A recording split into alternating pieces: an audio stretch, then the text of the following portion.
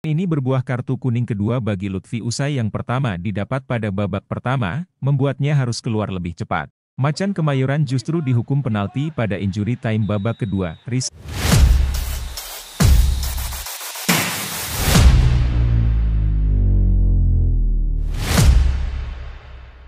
Bali United mengalahkan Persija 1-0 dalam pekan ke-30 Liga 1 musim ini. Gol tunggal Ilija Spasojevic di penghujung laga menjadi pembeda kedua tim. Bermain di Stadion Kapten Iwayan Dipta, Sabtu 30 Maret, Bali United mendapat peluang pertama lewat Jefferson Aziz yang menerima umpan Muhammad Rahmat pada menit ke-10, namun tembakannya berhasil diamankan kiper Persija, Andritani Ardiasa. Tim tamu tak diam saja dan berupaya membalas. Marco Simic mendapat peluang di menit ke-16. Tetapi penyelesaian akhirnya mentok di kaki Adilson Maringa selaku palang pintu terakhir pertahanan Bali United.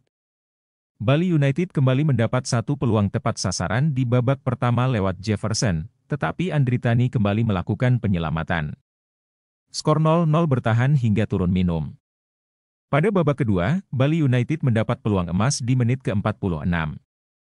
Rahmat Arjuna mengirim umpan silang dari sisi kanan kepada Jefferson Aziz yang berada di kotak penalti, namun nama terakhir gagal menuntaskan umpan menjadi gol. Menit ke-51. Giliran Persija yang menebar ancaman lewat umpan tarik Gustavo Almeida dari sisi kanan kepada Simic di kotak penalti Bali United, namun timing sepakan striker Kroasia itu tidak tepat dan akhirnya melenceng dari sasaran. Peluang bagi tuan rumah kembali hadir di menit ke-54. Tendangan bebas Eber Besa meluncur deras tepat ke gawang Persija, namun berhasil diblok Andritani.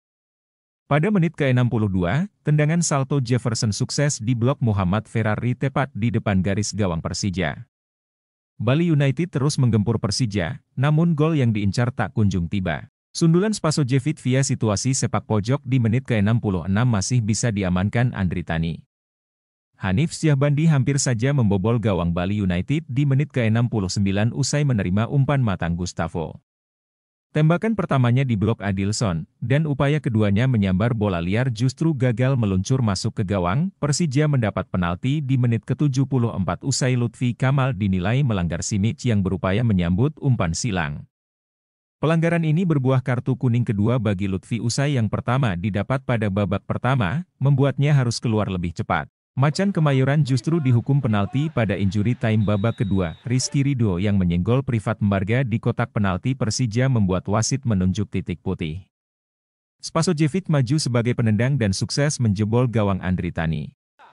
Skor 1-0 bertahan hingga usai. Dengan hasil ini, Bali United kukuh di urutan ketiga klasemen sementara dengan 52 poin. Sedangkan Persija baru mengumpulkan 38 poin dan duduk di urutan 11.